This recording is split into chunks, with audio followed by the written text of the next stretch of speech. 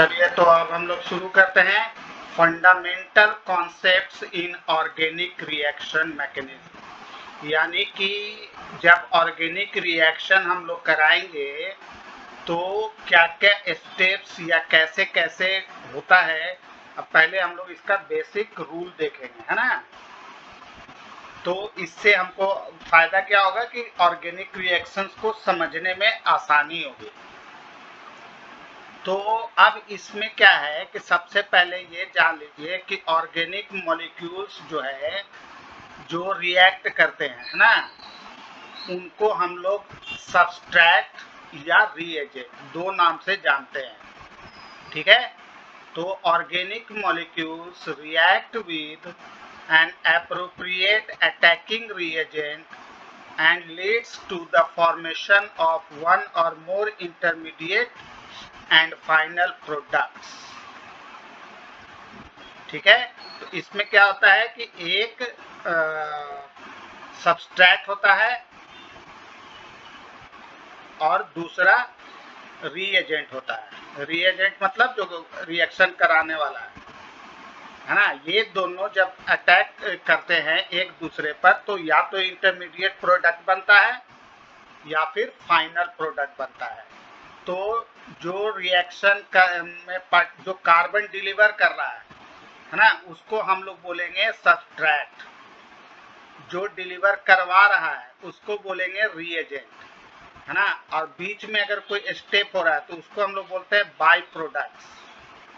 ठीक है, और उसके बाद वो प्रोडक्ट्स कन्वर्ट हो जाता है फाइनल प्रोडक्ट में।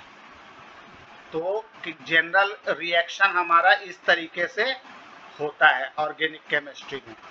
इनऑर्गेनिक में भी इस तरह का होता है, लेकिन इसमें थोड़ा ध्यान रखेंगे क्योंकि ज़्यादा इसमें इंटरमीडिएट स्टेज आता है। ठीक है, यहाँ तक क्लियर? हेलो, हाँ। अब सब्सट्रैक्ट किसको बोलेंगे? तो सब्सट्रैक्ट वैसे रिएक्टेंट को बोलेंगे जो हमको कार्बन सप्लाई करता है to form a new bond. यानी कि जिस कार्बन के साथ कोई नया कार्बन या नया कोई एलिमेंट ऐड हो रहा है ना, तो उस कार्बन को हम लोग उस ग्रुप को यानी कि उस ऑर्गेनिक मॉलिक्यूल्स को हम लोग क्या बोलेंगे? सब्सट्रैक्ट। और दूसरे जो करवा रहा है उसको हम लोग बोलेंगे रीएजेंट। ठीक है, अगर किसी किसी केस में क्या है कि दोनों कार्बन इन्वॉल्व हो जाता है तो वैसे केसेस में वो आपके ऊपर है कि आप किसको सब्सट्रैक्ट डिक्लेयर करती हैं और किसको रिएजेंट, है ना। वैसे केसेस में आपको टेंशन लेने की ज़रूरत नहीं है कि भाई मान लो ये भी ऐसा कार्बन कंपाउंड है और जो दूसरा रिएक्शन हो रहा है वो भी कार्बन कंपाउंड है ना। तो ऐसे केस में हम लोग किसी को भी रिएजेंट समझ सकते हैं और किसी को भी सब्सट्रैक्ट समझ सकते हैं, लेकिन जनरल जो कार्बन सप्लाई करेगा उसको हम लोग सब्सट्रैक्ट और जो कराएगा उसको हम लोग रीएजेंट कहते हैं। तो अब याद रखना है कि रिएक्शन मैकेनिज्म क्या हो गया। तो ये रिएक्शन मैकेनिज्म में क्या होता है होगा तो हमारा ये काम होगा। पहला क्या है? Sequential account of each step. Her step का हम लोग एक सिस्टमेटिक ये रखेंगे, स्टेप वाइज लिखेंगे। Describing the details of electron movement, है ना। हम लोग इलेक्ट्रॉन मूवमेंट्स को डिस्क्राइब करते हैं। तीसरा कि एनर्जेटिक ड्यूरिंग बॉन्ड्स क्लीवेज, जब बॉन्ड टूटता है या जुड़ता है। क्लीवेज मतलब टूटना और बॉन्ड फॉर्मेशन मतलब जुड़ना। तो क्या एनर्जेटिक होता है, मतलब धीरे होगा, तेज होगा, जिसको हम लोग rate of transformation of reactants भी बोलते हैं, ना। हम लोग पढ़े कि अभी काइनेटिक्स में। तो ये सब हमारा क्या कहलाएगा? Reaction mechanism. Step by step लिखना, इलेक्ट्रॉन ट्रांसफर मूवमेंट को दिखाना, एनर्जी लॉस हो रहा है या गेन हो रहा है बॉन्ड फॉर्मेशन में, उसको दिखाना, rate of transformation of reactants को दिखाना, है ना, ये सब हमारा क्या कहलाएगा, रिएक्शन मैकेनिज्म। ठीक है, जो कि अब हम लोग आगे स्टेप बाय स्टेप पढ़ेंगे।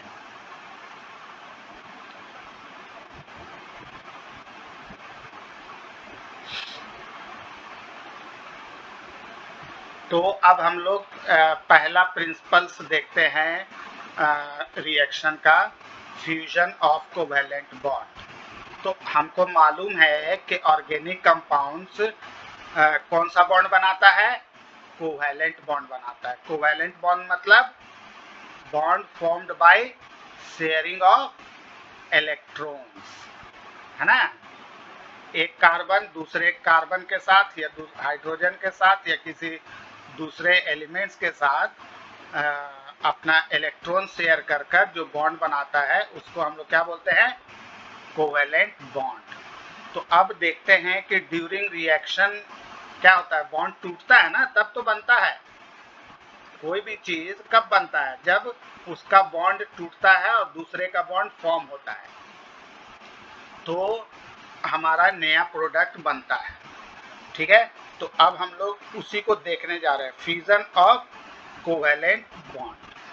तो इस बेसिस पर हम लोग रिएक्शन डिसाइड करते हैं कि कैसा रिएक्शन होगा, है ना, उसका नाम क्या होगा। तो अब हम लोग डिफरेंट टाइप के बॉन्ड फॉर्मेशन टेक्निक्स, बॉन्ड के टूटने का टेक्निक, डिफरेंट टाइप का रिएक्शन, ये सब यहाँ से अब आगे देखते हैं। ठीक है, तो पहला आ जाइए कि हेट्रोलिटिक क्लेवेज। जो बॉन्ड टूटता है कार्बन कार्बन का, वो दो तरीके से टूटता है, एक हेट्रोलिटिक क्लेवेज और दूसरा होमोलिटिक क्लेवेज। ठीक है, तो अब हम लोग पहला देखते हैं कि आखिर इसमें क्या है। तो इस स्टेप में याद रखना है कि हेट्रोलिटिक क्लेवेज में क्या होता है कि जब बॉन्ड टूटता है ना, तो इस तरीके से टूटता है कि शेयर्ड पेयर्ड ऑफ इलेक्ट्रॉन जो है वो एक के पास चला जाता है ना, उसके पास एज ए लोन पेयर वो जाकर रह जाता है और दूसरा के पास डिफिशिएट हो जाता है। डिफिशिएट मतलब इलेक्ट्रॉन की कमी हो जाती है ना, तो उसको हम लोग बोलते हैं, जिसके पास इलेक्ट्रॉन की कमी हो जाएगी उसको बोलते हैं सेक्टेट, सेक्टेट इलेक्ट्रॉनिक स्ट्रक्चर या पॉजिटिव चार्ज, ऐसे लिखेंगे उसको, है ना। ये क्यों हो जाता है, होता क्या है कि हमको मालूम है कि जब शेयर होता है दो कार्बन या मान लो ब्रोमीन के पास, तो ब्रोमीन तो थोड़ा हाईली रिएक्टिव है ना, तो ये इस इलेक्ट्रॉन को क्या करती है, अपनी तरफ खींच कर रखती है, याद है ना, फर्स्ट चैप्टर में हम लोग पढ़े थे। तो ये खींच लेती है अपने तरफ, तो इसके वजह से क्या होता है कि इसकी पावर थोड़ा ज्यादा होने की वजह से ये पूरा का पूरा अपने तरफ खींच लेता है ना, तो इसके पास वो लोन पेयर के तौर पर चला जाता है और इसके पास कमी हो जाती है। ठीक है, तो इस पोजीशन को, इस सिचुएशन को हम लोग बोलते हैं sextet electronic structure and a positive charge. और दूसरा के पास क्या है कि वैलेंस ऑक्टेट हो जाता है with at least one lone pair. अब ये जो दोनों इलेक्ट्रॉन ले लिया, ये इसके पास लोन पेयर के फॉर्म में आ जाता है, तो इसको हम लोग बोलेंगे ये कि ये वैलेंस ऑक्टेट हो गया with at least one lone pair and और नेगेटिव चार्ज। ठीक है, तो जब अब याद रखेंगे कि जब भी हेट्रोलिटिक क्लीवेज होगा, है ना, ब्रोमीन मीथेन का, ब्रोमोमीथेन का या कोई भी, है ना, इस तरह के कंपाउंड्स का, तो जिसके पास नेगेटिव चार्ज है उसके पास समझो लोन पेयर है, जिसके पास नहीं है पॉजिटिव चार्ज है वो समझो कि सेक्सटेट है। ठीक है, यानी कि 6 ही इलेक्ट्रॉन उसके पास हो गए, 8 होने चाहिए लेकिन हो गए 6। क्योंकि एक उसका भी चला गया। ठीक है, तो अब इसका नाम होता है, नाम क्या रखेंगे? तो जिसके पास a carbon atom possessing sextet of electrons और पॉजिटिव चार्ज, उसको हम लोग बोलेंगे कार्बोकेशन या कार्बोकेटायन। ठीक है, पहले इसको बोला जाता था कार्बोनियम आयन। तो कार्बोनियम आयन भी अगर लिखा हुआ कहीं पर है तो हम लोग उसको समझेंगे कार्बोकेटायन या कार्बोकेशन। ठीक है, केटायन मतलब प्लस चार्ज, प्लस चार्ज को केटायन बोलते हैं, माइनस चार्ज को एनायन बोलते हैं, है ना? ये सब पहले से पता है। तो कार्बोकेटायन बन जाएगा जिसके पास सेक्सटेट इलेक्ट्रॉन होगा, यानी कि 6 इलेक्ट्रॉन होंगे और प्लस चार्ज होगा, और जिसके पास लोन पेयर हो जाएगा तो कार्बोकेटायंस आर क्लासिफाइड एज। अब इसमें आगे बता रहा है कि कार्बोकेटायंस भी 3 तरह का, क्योंकि हमको मालूम है कि कार्बन 3 तरह के बॉन्ड फॉर्म करता है, प्राइमरी, है ना, सेकेंडरी और टर्शियरी। 3 तरह का बॉन्ड बनाता है ना? तो 3 तरह के बॉन्ड में क्या है कि यहाँ पर हाइड्रोजन है, इसमें ऊपर नीचे हाइड्रोजन है, और यहाँ पर इसमें कार्बन होता है। तो इसमें क्या है कि जब भी टूटेगा तो ये कार्बन कार्बन बॉन्ड टूटेगा, इसमें जब टूटेगा तो हाइड्रोजन बॉन्ड टूटेगा, इसमें भी टूटेगा तो हाइड्रोजन बॉन्ड टूटेगा, है ना? तो अब याद रखना है कि प्राइमरी, सेकेंडरी और टर्शियरी कार्बोकेशन में जब भी बॉन्ड टूटता है तो वो हाईली अनस्टेबल हो जाता है ना? और जब वो अनस्टेबल होता है तो वो रिएक्शन करने जाता है। तो स्टेबिलिटी हम लोग इसी बेसिस पर मेजर करते हैं। ठीक है, तो ये डिपेंड करता है कि कार्बन का हम लोग जो कंपाउंड लिए वो कैसा है, प्राइमरी है, सेकेंडरी है या टर्शियरी है। क्लियर यहाँ तक? अब यहाँ पर दिखा रहा है कि एग्जाम्पल के तौर पर आप ले लीजिए इथाइल केटायन या प्राइमरी कार्बोकेशन, ठीक है, या कार्बोकेटायन। दूसरा आइसोप्रोपाइल केटायन या सेकेंडरी कार्बोकेटायन। तीसरा टर्शियरी ब्यूटाइल केटायन या टर्शियरी क्या नाम है, टर्शियरी कार्बोकेशन। ठीक है, तो अब इसमें हमारा क्या है कि कार्बोकेटायन जो होते हैं वो हाईली अनस्टेबल हो जाते हैं, और अब ये रिएक्टिव स्पेसिस बन जाते हैं, यानी कि रिएक्शन करने के लिए तैयार रहते हैं। तो अब इसकी रिएक्टिविटी हम लोग इस बेसिस पर डिसाइड कर सकते हैं। Alkyl groups directly attach to the positive charge carbon stabilize the cation due to inductive and hyperconjugation effects. ये हम लोग आगे देखेंगे अभी, है ना? इंड्यूसिव इफेक्ट और हाइपर कंजुगेशन इफेक्ट, इसके वजह से अल्काइल ग्रुप्स जो कनेक्टेड होते हैं वो हाईली ये हो जाते हैं, एस्टेब्लिश करते हैं कार्बोकेशन। अब तो ये हम लोग ऐसा पाया गया कि स्टेबिलिटी जो कार्बोकेशन की है वो इस तरीके से होता है। ठीक है, अल्काइल कार्बोकेशन, मिथाइल कार्बोकेशन, फिर आइसो, फिर टर्शियरी, ठीक है, न्यू या सेकेंडरी टर्शियरी। ठीक है, इस तरीके से।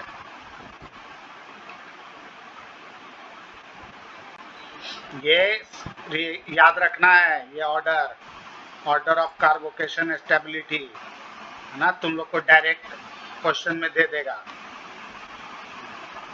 अब ये जो कार्बोकेशंस हैं वो ट्राइगोनल प्लेनर शेप रखते हैं with positively charged carbon being sp2 hybridized।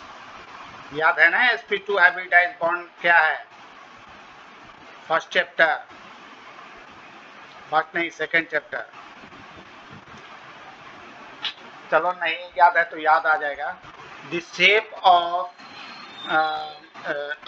Methyl carbocation may be considered as being derived from overlap of three equivalent sp2 hybridization orbits, यानी कि ऐसा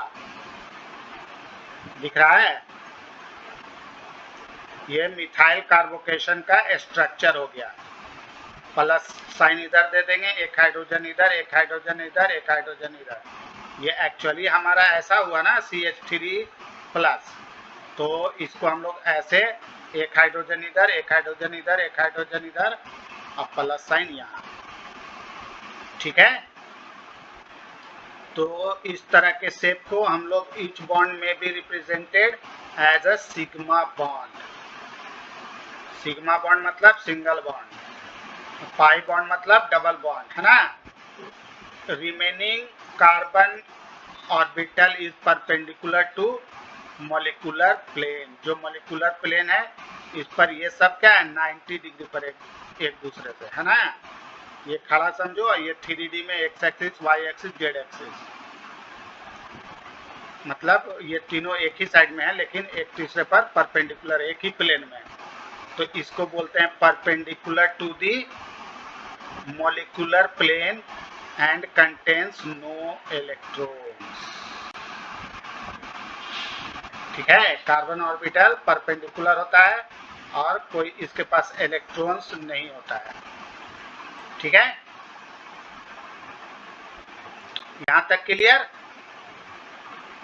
इसके बारे में डिटेल फिर से एक बार क्लास करा देंगे, स्ट्रक्चर ऑफ कार्बन कंपाउंड्स। ठीक है, या आगे आएगा ही, आगे आएगा। चलो, तो heterolytic cleavage can also gives a species in which carbon get shared pair of electrons. कुछ ऐसे स्पेसिस भी हैं, है ना, जिनके प्रेजेंस में ये ले लेता है पूरा शेयर्ड पेयर ऑफ इलेक्ट्रॉन्स। ठीक है, तो जब लेगा शेयर्ड पेयर तो वो माइनस हो जाएगा। ठीक है, attach to group Z to the carbocation leaves without electron pair methyl anion. तो जब नेगेटिव चार्ज होगा तो उसको हम लोग क्या बोलेंगे, एनायन। पॉजिटिव चार्ज रहेगा तो केटायन, और इसका नाम हम लोग कार्बेनियन रख देंगे, या कार्ब एनायन, कार्बेनियन या कार्ब एनायन। ठीक है, जो नेगेटिव चार्ज कार्बन एटम होंगे उसका नाम हो जाएगा हमारा कार्बेनियन या कार्ब एनायन। तो कार्बन जब कार्बेनियन फॉर्म में आ जाता है तो उसका स्ट्रक्चर sp3 हाइब्रिडाइज्ड हो जाता है ना, and its structure is distorted tetrahedron. याद है ना वो टेट्राहेड्रॉन,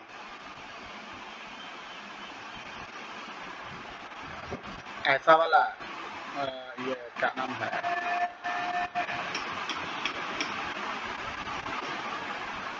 ये ऐसे ऐसे, है ना,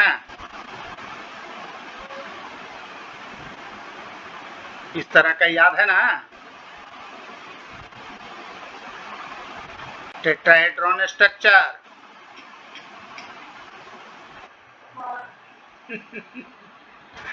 याद रखना ही तो डिफिकल्ट है, इसलिए याद रखो, प्रैक्टिस करो कि याद रहे हमसे, है ना।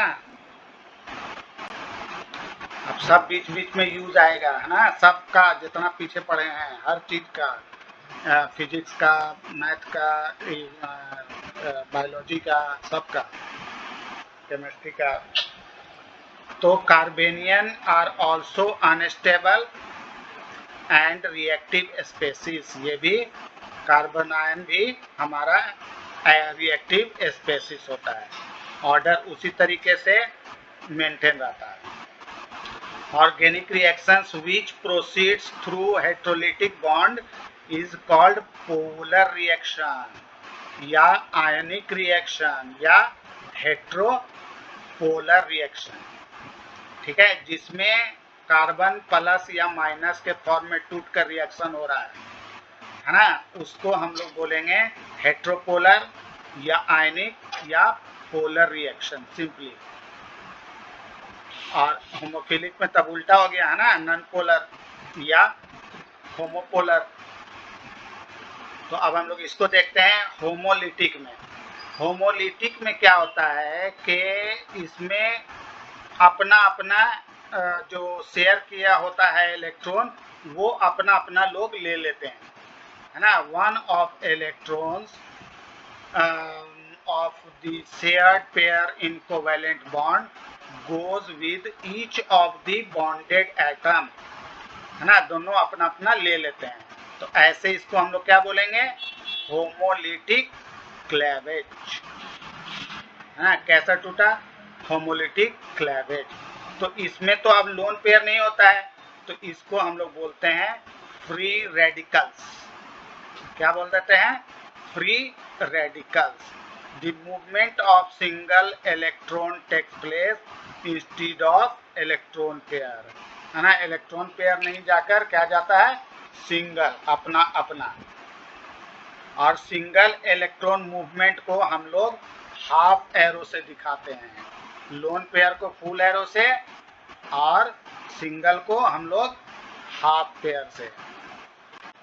ठीक है, इस तरीके का फिश हुक, मछली पकड़ने वाला जो हुक होता है, उस तरीके से। ठीक है, हाफ। तो इसका मतलब है कि अपना अपना इलेक्ट्रॉन इसने अपना अपना ले लिया, जैसे दिखा रहा है यहाँ पर, है ना। तो ये इसका एक पॉइंट दिखा दिया भाई, इसका एक इलेक्ट्रॉन था, ये अपना ले लिया, इसका एक था, ये अपना ले लिया। तो इसको हम लोग बोलेंगे, ये जो पॉइंट दिख रहा है इसको बोलते हैं फ्री रेडिकल, है ना। Such cleavage results in the formation of neutral species, है ना। इसमें क्या हो जाता है, न्यूट्रल स्पेसिस बनता है, एटम्स और groups which contains an unpaired electrons। अब होता तो न्यूट्रल है, लेकिन फ्री रेडिकल्स जो है, these species are called free radicals। तो फ्री रेडिकल्स भी रिएक्टिव होते हैं बहुत, है ना, लाइक कार्बोकेशन और कार्बनायन, है ना, carbon cation and कार्बो anion. Free radicals भी हाईली रिएक्टिव होते हैं, वेरी रिएक्टिव। और रिएक्टिव होने की वजह से ये दूसरे के साथ फिर जाकर रिएक्शन कर लेते हैं। ठीक है, तो हम लोग होमोलिटिक क्लीवेज को कैसे रिप्रेजेंट करेंगे, तो इस तरीके से, हीट या लाइट के प्रेजेंस में ये अपना अपना बॉन्ड वापस ले लिया और अल्काइल फ्री रेडिकल्स बनाया, और ये अपना जो भी एक्स फ्री रेडिकल्स बन गया वो अलग हो गया। तो अल्काइल फ्री रेडिकल्स ठीक उसी तरीके से प्राइमरी सेकेंडरी टर्शियरी तीनों होता है ना। ये एक हाइड्रोजन अगर तोड़ रहा है तो ये अपना, यहाँ भी एक हाइड्रोजन, यहाँ भी एक हाइड्रोजन, यहाँ भी अपना एक हाइड्रोजन, 3 कार्बन, 2 कार्बन, 1 कार्बन, और यहाँ पर कोई कार्बन नहीं।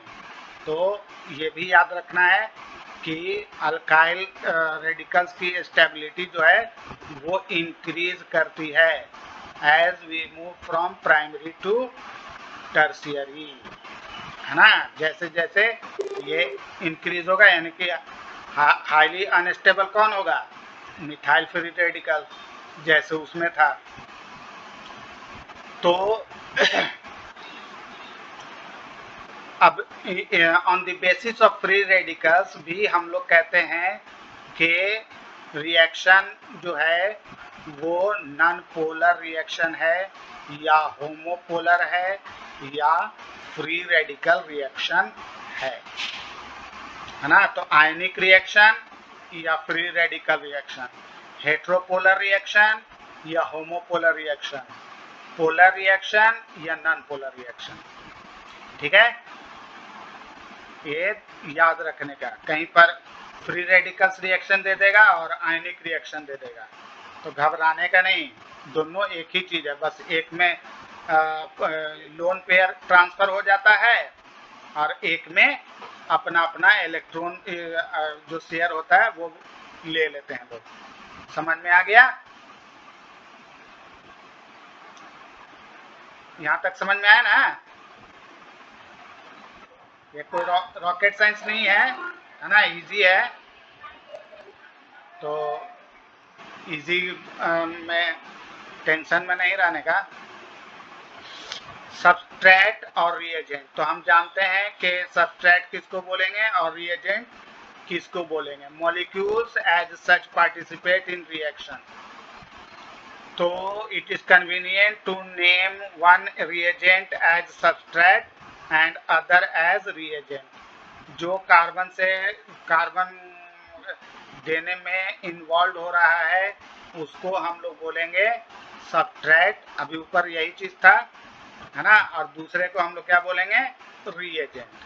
अगर दोनों कार्बन देने में इन्वॉल्व हो रहा है तो फिर किसी को भी रिएजेंट बोल दो, जैसे सेकंड वाले में दिखा रहा है। यहाँ दिखा रहा है कि सबस्ट्रेट, यहाँ पर कौन हुआ? इथीन हुआ, है ना। और ब्रोमीन जो है वो रिएजेंट का काम कर रहा है। क्यों? क्योंकि यहाँ पर ये अपना इलेक्ट्रॉन शेयर किया, आधा वाला बनाएंगे, है ना। ये बॉन्ड टूटा, डबल बॉन्ड, देखो सिंगल बॉन्ड से ज्यादा कमजोर डबल बॉन्ड होता है, डबल बॉन्ड से ज्यादा कमजोर ट्रिपल बॉन्ड होता है ना। तो अगर डबल बॉन्ड ट्रिपल बॉन्ड है तो पहले कौन टूटेगा? Triple bond. और सिंगल बॉन्ड डबल बॉन्ड है तो पहले कौन टूटेगा? Double bond. ठीक है, ये याद रखने का। तो अब ये टूटा, यहाँ से डबल बॉन्ड, और ये बन गया इस तरीके का। तो ये हमारा सबस्ट्रेट हो गया, ये हमारा रीएजेंट हो गया। अब इसमें क्या है कि दोनों में देख रहे हैं हम कि कार्बन इन्वॉल्व है। देखो कार्बन यहाँ जाकर ये हो गया, है ना। ये इसको क्या बोलते हैं? टॉलिन। क्या बोलते हैं? टॉलिन। कल पढ़े थे ना टॉलिन, एनिलीन, ये सब, फिनॉल। तो अब इसमें क्या है कि आप इसको सबस्ट्रेट बोलो, इसको रिएजेंट बोलो, या कार्बन इसके पास इन्वॉल्व है तो इसको सबस्ट्रेट कर दो, इसको भी रिएजेंट बोलो, बात बराबर है। तो किसी को भी बोल सकते हैं। फिलहाल हम लोग जिसके पास ये रहता है, क्या नाम है, नेगेटिव ये पावर, उसको हम लोग रिएजेंट ले लेंगे। अब आइए, दो तरीके का और रिएक्शन का नाम है, जिसको बोलते हैं न्यूक्लियोफिलिक रिएक्शन या इलेक्ट्रोफिलिक रिएक्शन। वो भी इसी पर बेस्ड है ना, लेकिन थोड़ा सा इसमें ये है। जब रिएजेंट अटैक करता है रिएक्टिव साइट्स ऑफ सबस्ट्रेट, है ना। रिएजेंट्स हमेशा किस पर अटैक करता है? Reactive sites of substrate.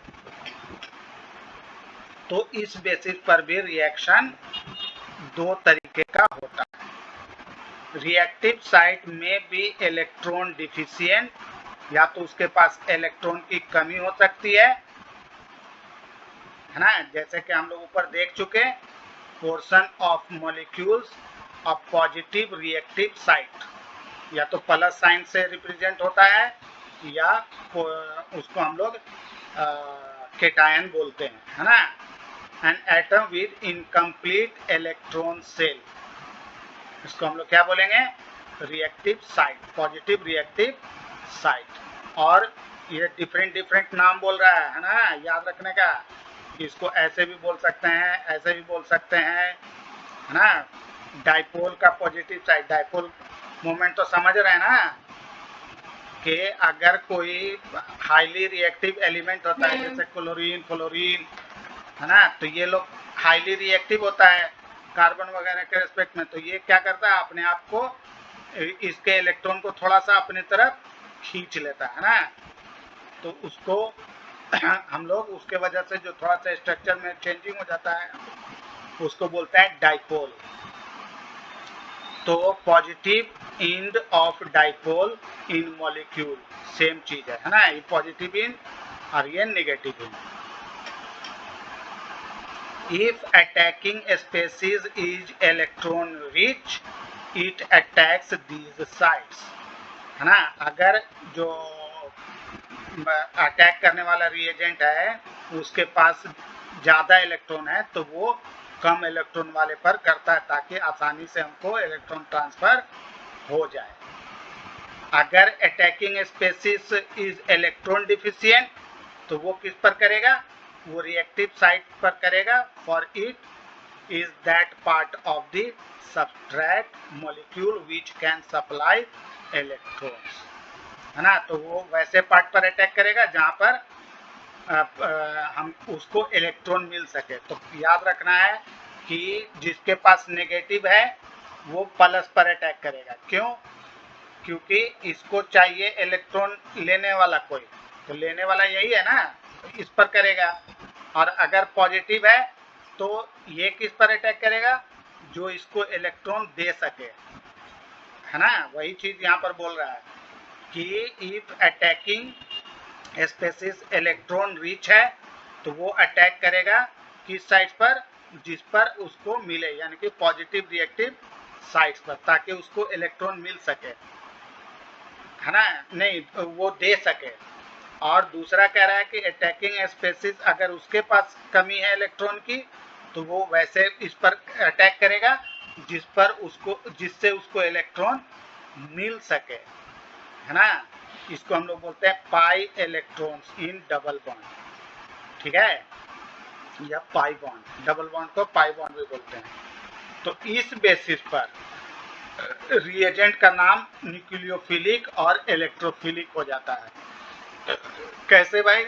तो अब याद रखेंगे कि reagent that brings electron pair to reactive site, जो इलेक्ट्रॉन पेयर लाता है रिएक्टिव साइट पर देने के लिए, उसको बोलेंगे न्यूक्लियोफिल और रिप्रेजेंट करेंगे NU डबल डॉट, ठीक है, यानी कि उसका नाम और डबल डॉट। उसी तरीके से और इस रिएक्शन को हम लोग बोलेंगे न्यूक्लियोफिलिक रिएक्शन, जिसमें न्यूक्लियोफिल्स ट्रांसफर हो रहा है, यानी इलेक्ट्रॉन लोन पेयर ट्रांसफर होता है, वैसे रिएक्शन को बोलेंगे न्यूक्लियोफिलिक रिएक्शन, ठीक है। उसी तरीके से जब reagent takes away an electron pair from recessive site तो इसको बोलते हैं इलेक्ट्रोफिल। जो रिएजेंट ले जाएगा निकाल कर, है ना, 2 इलेक्ट्रॉन निकाल कर ले जाएगा तो उसको हम लोग बोलेंगे इलेक्ट्रोफिल। और क्योंकि उसको इलेक्ट्रॉन की जरूरत होती है तो वो अटैक किस पर करेगा, जिसके पास इलेक्ट्रॉन रिच है, तो इसको हम लोग बोलेंगे, जो अटैक कर रहा है उसको बोलेंगे इलेक्ट्रोफिल, और उसको लिखते हैं E+। E मतलब जब उसका नाम रहेगा कुछ तो वो लिख देंगे यहाँ पर, ठीक है। और इस रिएक्शन को हम लोग बोलेंगे इलेक्ट्रोफिलिक रिएक्शन। तो अब 2 रिएक्शन हम लोग यहाँ भी पढ़े, न्यूक्लियोफिलिक रिएक्शन और इलेक्ट्रोफिलिक रिएक्शन। न्यूक्लियोफिलिक रिएक्शन में क्या होगा कि लोन पेयर ट्रांसफर होता है, किससे, हाईली रिच से डिफिशिएंट के पास। और इसमें क्या होता है इलेक्ट्रोफिलिक रिएक्शन में कि लोन पेयर ट्रांसफर होता है, लेकिन आता है जो अटैक करने कम डिफिशिएंट वाला, वो ले लेता है, ठीक है। अब यहाँ पर अब देखो, पोलर ऑर्गेनिक रिएक्शन के दौरान क्या होता है कि न्यूक्लियोफिल अटैक करता है किस पर, इलेक्ट्रोफिलिक सेंटर पर, यानी कि इलेक्ट्रोफिलिक, जिसके पास इलेक्ट्रोफिलिक मतलब जो जिसके पास इलेक्ट्रॉन की कमी है, और न्यूक्लियोफिलिक मतलब जिसके पास लोन पेयर है, इलेक्ट्रॉन ज़्यादा है। तो पोलर ऑर्गेनिक रिएक्शन में न्यूक्लियोफिल जो है किस पर अटैक करेगा? इलेक्ट्रोफिलिक सेंटर पर, है ना। ये अपना सेंटर बन जाता है, केंद्र, और उस पर आकर वो अटैक करता है ताकि रिएक्शन हो जाए। विच दैट स्पेसीज एटम और part of a substrate which is electron deficient. Electrophilic जो सेंटर में रहता है वो क्या होता है? इलेक्ट्रॉन डिफिशिएंट होता है। तो पोलर में ये आकर इस पर अटैक करता है, ठीक है। उसी तरीके से नॉन पोलर में इलेक्ट्रोफिल्स अटैक करता है, किस पर? न्यूक्लियोफिलिक सेंटर पर। अब सेंटर में कौन रहता है? जो जिसके पास ज्यादा इलेक्ट्रॉन है, और इलेक्ट्रोफिल्स में क्या है कि भाई इसके पास तो कमी है, तो ये आकर इस पर अटैक करता है ना। जो which in turn electron rich centre of the substrate. तो अब याद रखेंगे, क्या याद रखेंगे? Electrophiles receive electron pair from the substrate, है ना, when to undergo bonding interaction. और इसमें न्यूक्लियोफिल्स क्या करता है? इलेक्ट्रॉन देता है, इलेक्ट्रॉन पेयर देता है ना। गिव इलेक्ट्रॉन पेयर कब? जब वो किसको? टू द सबस्ट्रेट, ठीक है। तो इसमें अटैक करने वाला रिएजेंट, यहाँ पर जो अटैक कर रहा है ना, ये अपना रिएजेंट हो गया, और ये हो गया सबस्ट्रेट, है ना। और इसमें उल्टा हो जाता है, यहाँ पर ये अटैक करने वाला है तो ये अपना रिएजेंट हो गया, और ये अपना सबस्ट्रेट हो गया, ठीक है। तो अब इस तरह के रिएक्शन को, मूवमेंट को दिखाने के लिए हम लोग कर्व्ड एरो नोटेशन का इस्तेमाल करते हैं, जो जिससे रिप्रेजेंट होता है कि movement of electron pairs from nucleophilic to electrophilic किस तरीके से जा रहा है। यहां तक क्लियर है?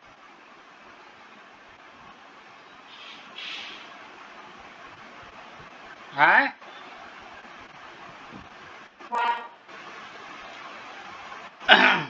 अब थोड़ा सा some examples of nucleophiles are negatively charged anions. इसके एग्जांपल्स कुछ दे रहा है। With lone pair of electrons, जैसे hydroxide OH minus, cyanide NC- ions, फिर जाकर एंड कार्बो एनायंस, ये सब ऐसा देखेंगे डबल 2 डॉट लगा हुआ, तो वो समझ जाएंगे कि हमारा क्या है, वो न्यूक्लियोफिल है। दूसरा न्यूट्रल मॉलिक्यूल्स, जैसे ये सब अपने आप में क्या है? न्यूक्लियोफिल है ना। Nucleophiles due to presence of lone pair, इसके अंदर पहले से ही लोन पेयर मौजूद है, इसलिए ये सब हमारा न्यूक्लियोफिल्स के कैटेगरी में आता है। उसी तरीके से इलेक्ट्रोफिल्स के एग्जांपल्स हो गए कार्बोकेशंस, इस तरह का, है ना। Neutral molecules having functional group, जैसे ये सब हमारे क्या हो गए? इलेक्ट्रोफिल्स हो गए।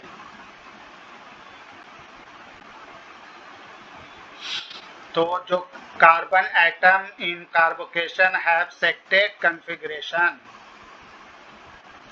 Hence it is electron deficient. जिसके पास 6 होगा तो कमी है ना, 2 इलेक्ट्रॉन की कमी है, तो उसको हम लोग कहेंगे electron deficient, and can receive a pair of electron from nucleophiles. ये सब नोट्स में लिख लेना ना, यहाँ से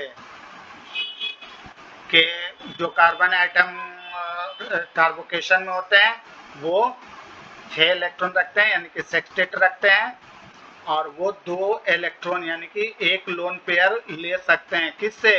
न्यूक्लियोफिल से। देने वाला कौन? न्यूक्लियोफिल्स। लेने वाला कौन? इलेक्ट्रोफिल्स। तो लेगा किससे? न्यूक्लियोफिल से।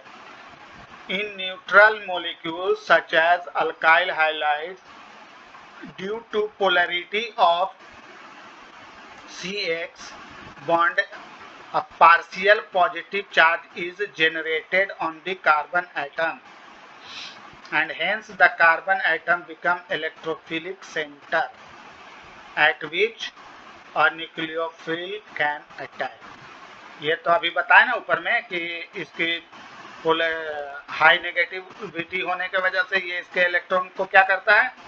अपनी तरफ खींच लेता है ना। तो वही बोल रहा है कि अल्काइल हाइलाइट्स के केस में जो पोलरिटी होती है इसके वजह से वो ज़्यादा हो जाती है और इसके वजह से वो इलेक्ट्रॉन को अपनी तरफ खींच लेता है, तो इसके पास पॉजिटिव चार्ज कार्बन के पास आ जाती है।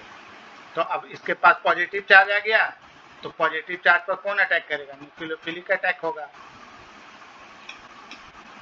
ठीक है, ये सब नोट्स में लिख लेने का, जैसे यहाँ पर दिखा रहा है। आपको कर्व एरो नोटेशन यूज करके बताना है कि formation of reactive intermediates when the following covalent bond undergo. ये कोवैलेंट बॉन्ड जाएगा तो हाईली रिएक्टिव ये होता है, तो ये बॉन्ड किस पर जाएगा?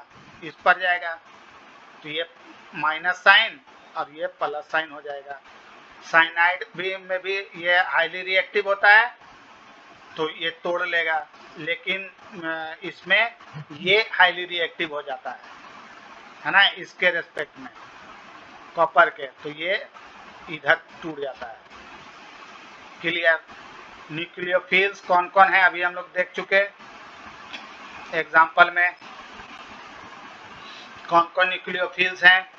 तो ये हो गए, ये हो गए, इसके पास लोन पेयर दिख रहा है, ये हो गया, फिर इसके पास लोन पेयर देख रहा है, ये हो गया, ये फंक्शनल ग्रुप रखा हुआ है ना, C डबल बॉन्ड ओ वाला, तो ये तो होगा नहीं, ये अपना इलेक्ट्रोफिल हो गया है ना यहाँ पर। फिर जाकर ये Cl प्लस, ये भी अपना इलेक्ट्रोफिल हो गया। और कौन बचा? ये भी इलेक्ट्रोफिल हो गया, ये भी इलेक्ट्रोफिल हो गया। ठीक है,